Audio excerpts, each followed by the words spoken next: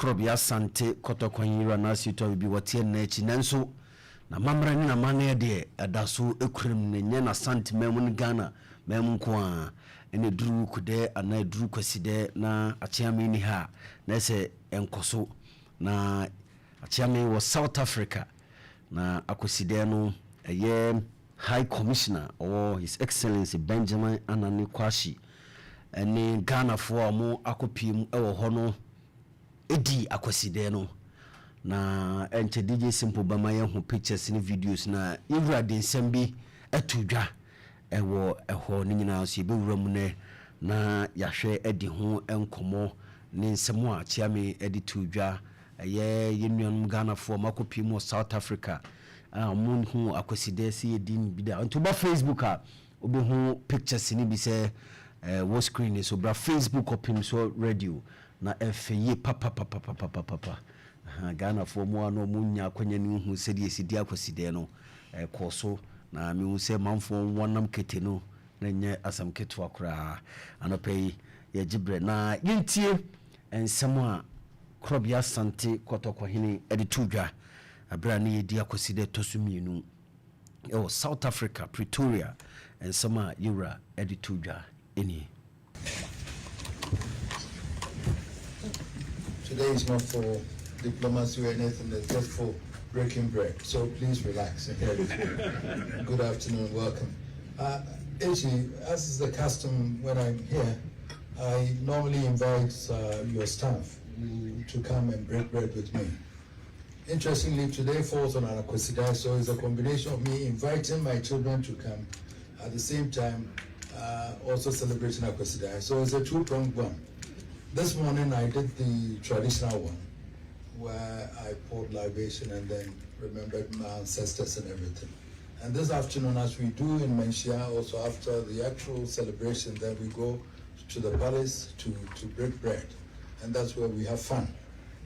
So this afternoon, my staff at the embassy, the High Commissioner and his staff are here to break bread with me.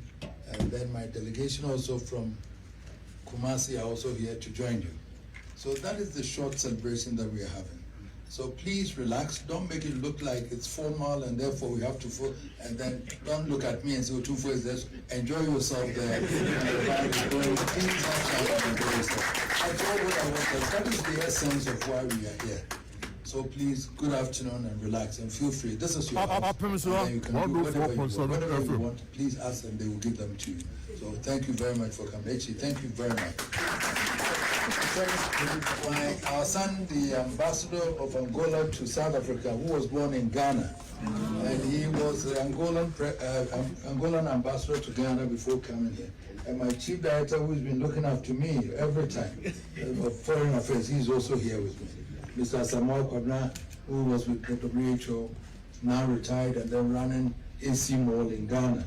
And then my son, Bright Ibinedion, my brother, Chief Ibinedion Esama of Benin Kingdom, that's the son. And he also, because I'm here, has flown him on Friday to come and be with me for a week before I go. Mr. Kofi Secha, who is the MC now, turned MC. When I saw him being the MC, I said, hey, Kofi, now you are the MC. Seasoned banker, financial man, he owns a bank in Malawi, Zambia, he's worked on HSBC and everything. Comes to Ghana, and unfortunately Ghana didn't allow him to work for us, so he came back. So that's why we reject our people who can do so much for us. But then I'm saying that Kofi, no, you are coming back again, so we will definitely come. But these are the people here. Thank you very much. Thank you.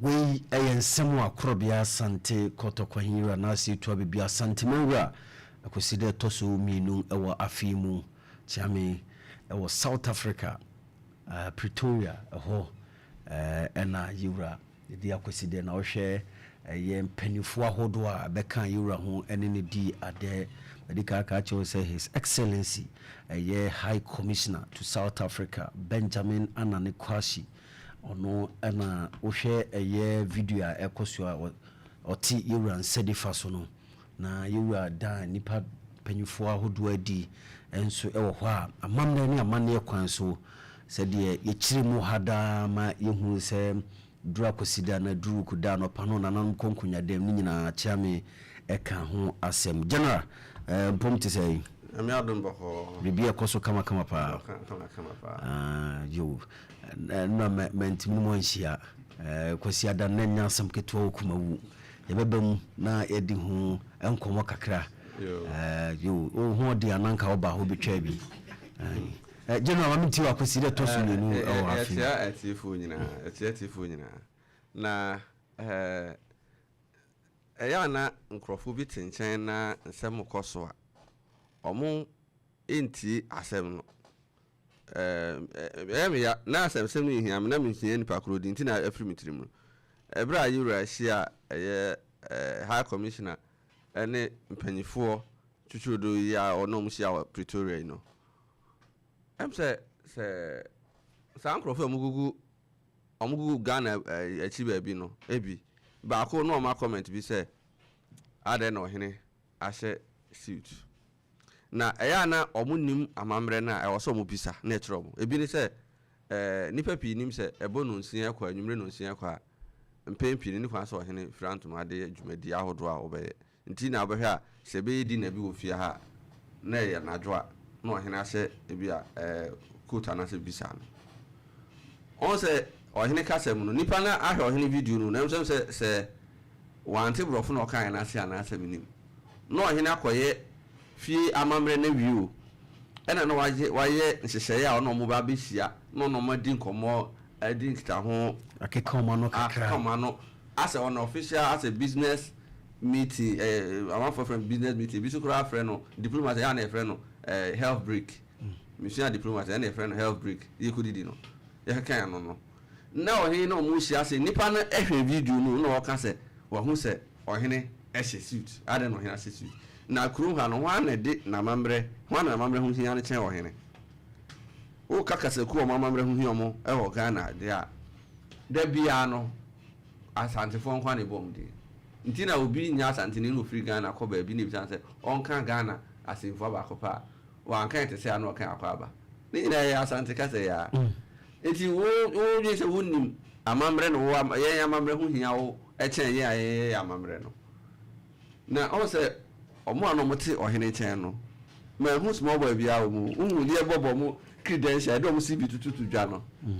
omo ano mote ohene chen no nsensi su bi ma hu omo am ba to bobo mu kaka CB because dina obobo ye ni abra ma bo no mama sisi bi ne ye hu omo a sabi na achiame no omo edi Akwasidae o South Africa Pretoria mama sisi bi emfa emamo.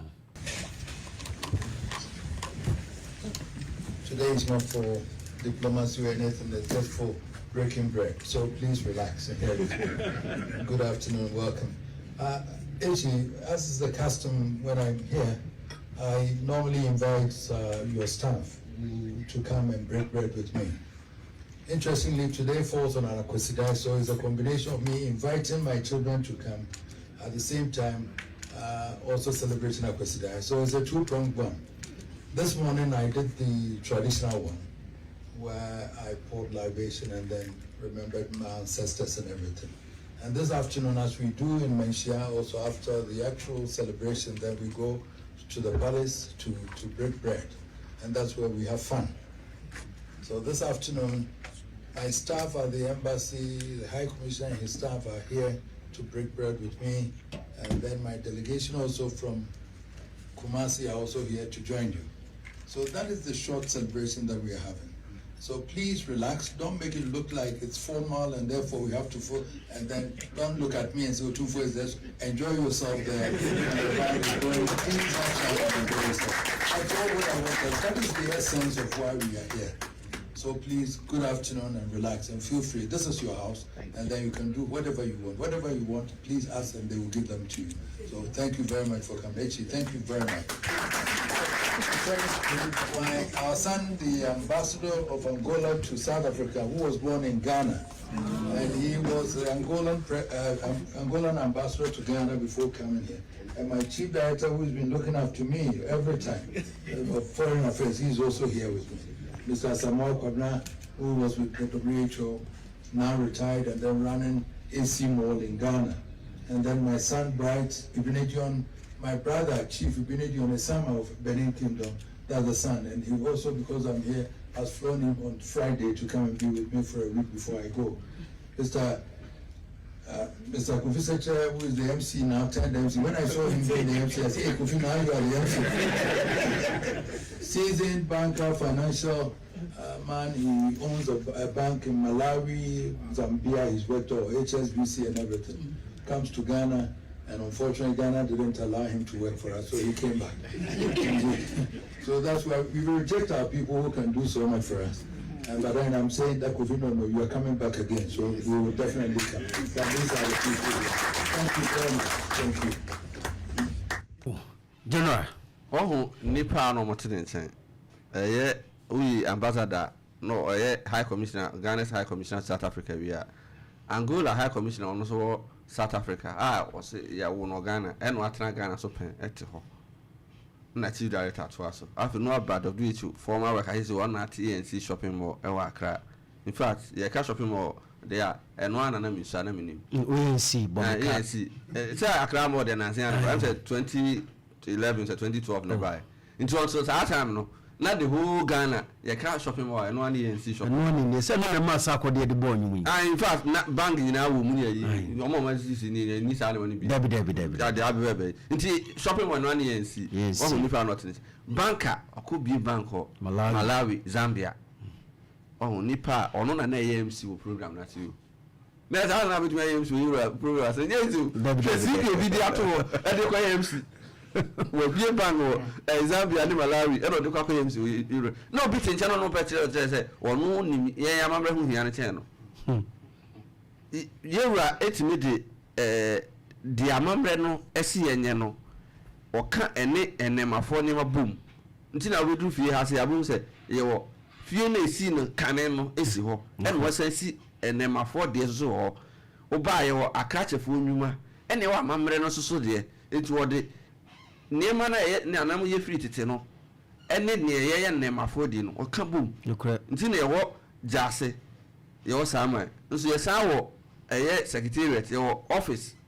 To most your Oba, Oba chief of staff, what the name to or Tronema, say at was your O can say home. Chief of staff in the CV cry. Where chief of staff no, yes, can you now that Bono baby will free by our chief of staff now. We're not brab our basic do now. And the Ayana a bin to one I name my bar. Wouldn't say Nipa and walk video was I'm who I name it time. War video no, what video no, every and so once say Brofon one tears you say or time, not any a tiny nor defer, you resume do dinner. Why am an I fit?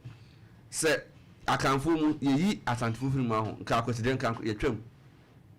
Asantehene and now so Akwasidae amaka. Ye can't afford to me fra Asantehene. Unim say ye co school no. Na Asantehene need to me come trading. We so be aso the say no ka dia profu dia kakaka. Kan na co school no mo say ye atetekwa. Asantehene ye ka sa afia du fi koju ahe de obi asadi na ebobo no no mo de sere nansan na Asantehene so ama isabe fa sisi utumi hia omo kasa horo na bi mo ka afi omo kom twidi se papa we Dr. Papa Kosindu na o brofudi an o yisu oko program bi aso US na o ka ni din no na mo je se broni nti omo person mo mawuram nti later mo wi program mo se nipa na o ye main speaker aye ono no ni din nti ni amna no na mo je se broni omo eseti broni ene ma efiri oko no o sesa ni din bi yisu ni fie din no eti na se a ye ka twini ye ka twi ye ka Ghana fodi kana fodi no efiri ha entia me hu se bi ma se da se o mpe so mo dane ya mamre ma me fa we ntwam fesi mame na me twisi na no sagrant tokwa ne especially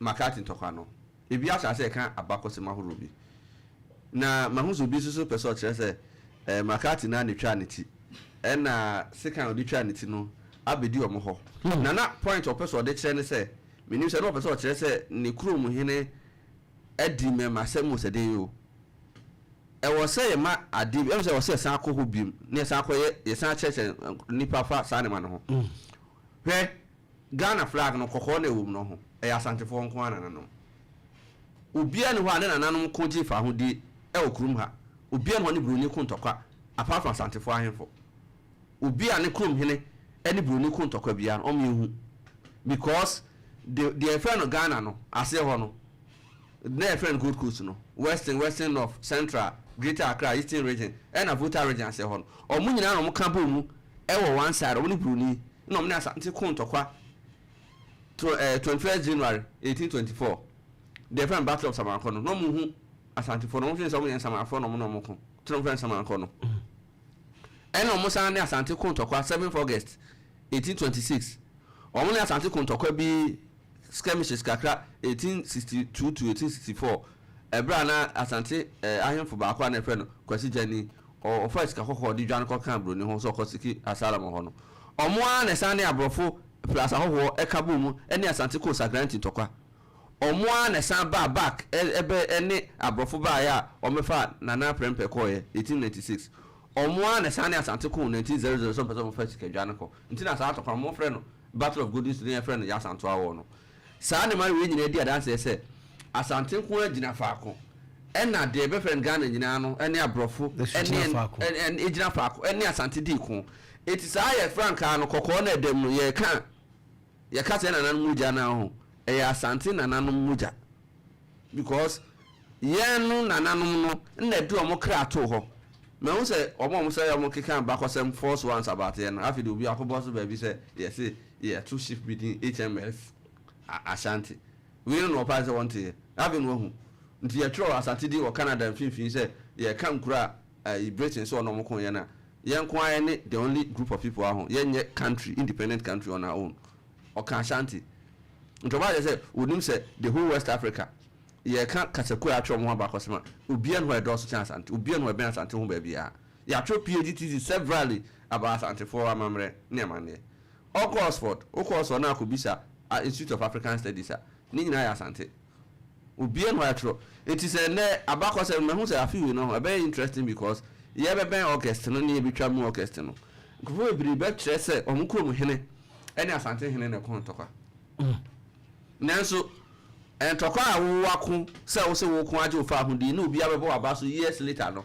it shows say na ko ntokwa no because Ghana je fa ahudi no ye nkonya UN emebo Ghana abaso se mo independent 1957 krobia ne krom hidi ko no 1896 ye mo award ho eye clear say sa award de mo sa tro sa award ne so Ashanti 1896 e kire wo say ukrom hene kokoma obi as a mercenary wan kontokwa amane ho enti abakosem na ne say o say bedru offense asem ti bedru ho be mo so responsible mo de ba yes say we response at the moment you me da say general ena Martin kan me da say pa de wo empumbo ko de ma membra ho bibia boko Akwasidae tosumienu ewo afemu yura na nanom de obia etena se edie na yura wa South Africa Pretoria ho ana Akwasidae tosumienu odin wo ho nsema achame de tudwa ma minti wansan makọ mranti office ho Fidia me da say eche tifo Fidia said de bosumi bia no Asante me maye no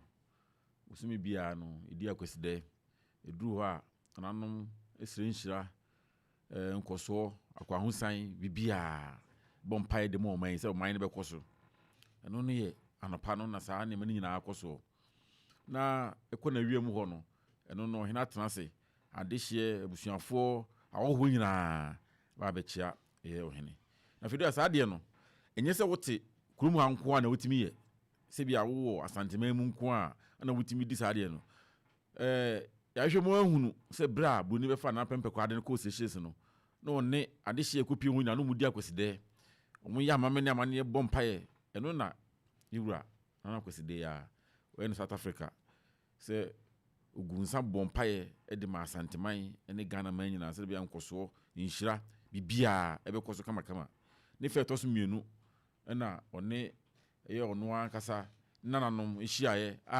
ohwa omu nyina kyese omo bobra no konkan akyese e kase enka soja mu ne ma homa omo homa ne nyasam ketwa so ebodo we ya misili kra no ono kra ne ya ne de break ta ne nyasam ketwa nyasam ketwa enu nti no ya na chese akono nti ebra yiro ekasa no ka che o se nyese bia mba be hwese bia otumfo ha sei enu nti no ya na hu ni suru kakra ni ade no we de wabiem obi ani di no bia no wasi de pompe bia mfa mo no jena ji bia ya ko ya ni je so nti eyo no a ne nua ne yonko on kesi a wo Benin Kingdom eyo ne ba enso so se yewura wo South Africa no on so fa wiemhyen ekọ ho so wode ne ekotra ho no be se na awotwe asa na ewura asan aba santemam biem na che se ye ni je ne nkoso se na nan bebrebe so ye bi saa ewo hasei e ma ne yakono nti Akwasidae de intimi nyimfiri yamamani amanim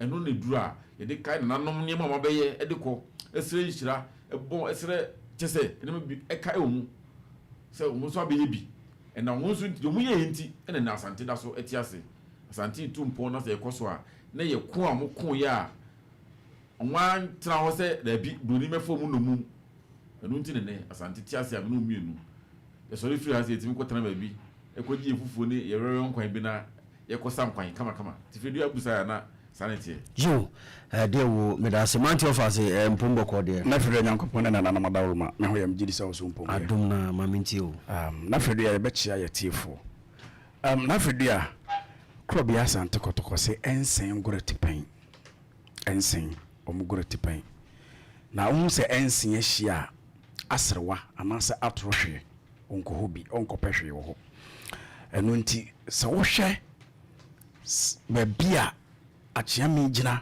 na hwe titire enu ntire ne mpanifo ho a na se fata so wo mu egina ho na fedu ya wonim de ye menwanwa ene MC na se mu se masere saa hwe ye kase medase pa ju se wodi atoso be seti fo so ombra mehwe pani dibre kuta no na djuma ekuta no se nipamu a wono ankasa wo ye CEO a chese woni wo bia wonse wo bia se na otimi kase majama djuma ho se be achia me di djuma me koye MC na aya na enema bi wa ya na ye me ya na fedu ya ka manne ne amamra onipa bi okuta na manne ene na mamre mu ye se obeto se awoye sa mamre ne amane ne den fie no ba bia wode ne na betie biada sa tumi no a eye ne na mamam edua ne fie ho no ba bia di na chi agide wonye ne nema yi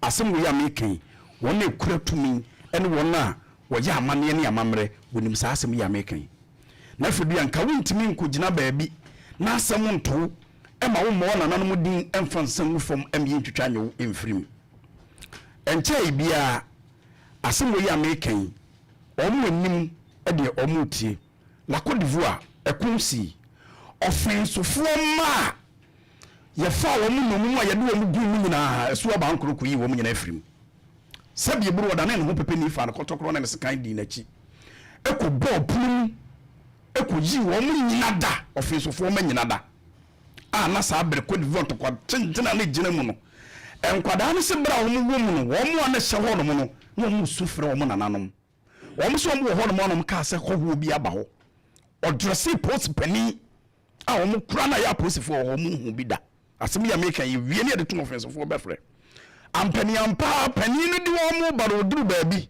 da ne pepani no uja won kwan wo mu bedu fi wo mu ka no mu nananom se ya bankro etimi pese me kire se ye di Akwasidae wa Asantehene mu ne ko di Akwasidae wa South Africa ejina de nananum du ayentia mambo MC no na yi kakra Mr. Kofi Sechere ne portfolio medasepa yi kakra nsa watu aso Mr. Kofi Sechere is currently the Chief Executive Officer of TAC Capital Pty Limited South Africa and Chairman of SDC Finance and Leasing Company Limited Ghana.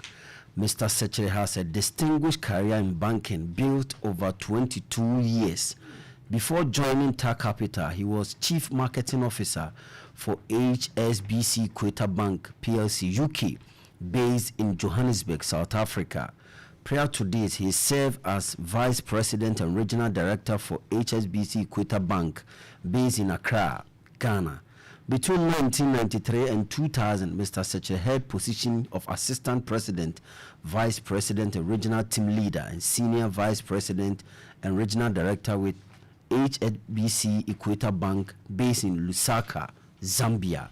Mr. Sechere also worked with Citibank Zambia Limited.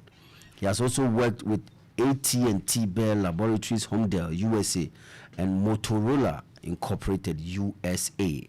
Mr. Sechere has a Master of Business Administration degree, MBA, and Master of Science, Transport Studies, USA, from Massachusetts Institute of Technology, MIT, USA. He also holds a Master of Science in Materials Science and Engineering, University of Virginia, USA, and Bachelor of Science in Physics from Bate College, USA. Na video me dance. Na video when your certificate as na work on. When your CV, MCO. When your certificate o, ana meboa. E bi kura sa ka ho. When your CV, it is a say nipa we e de CV koto ba bia. Na video asan profo we mu no mo de omo complimentary card ma wa so kwa fato ho. Ye be fa wadwuma. We mu sam parifo we mu no. Wo mo complimentary card no ye de ma wa. Se bia na fedua soso enso na waba ho ne ba na ne na bia na nyonko bi ba wo se ko fedua consult wo no uduru ho no fedua hu ya o ya fa wo MC Omoko mo sra ansa na. Omo sre Ansa mo chia chia. ansa na wo ma chia chia me.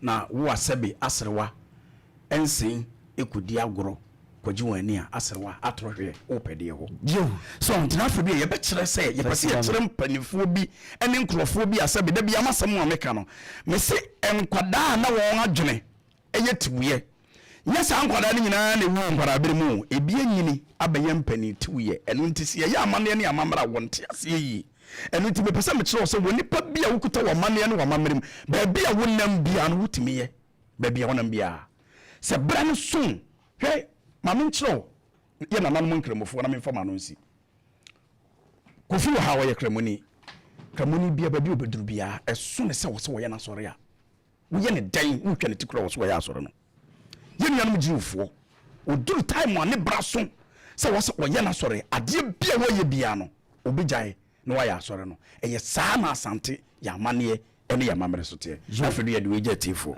me da se na enya bredi kan a sebi achiami edi Akwasidae ewo obi man so South Africa kan wasem wadi a Memphis okodibi o UXA London de yankan edonso ye kase bobon kro no dodo na Nigeria you edi Akwasidae ewo ho edonso enti enam na mamre na mani okram ana atoa so enti ba bi achiami beduru a se ye wukude se ye Akwasidae betu no obia no odi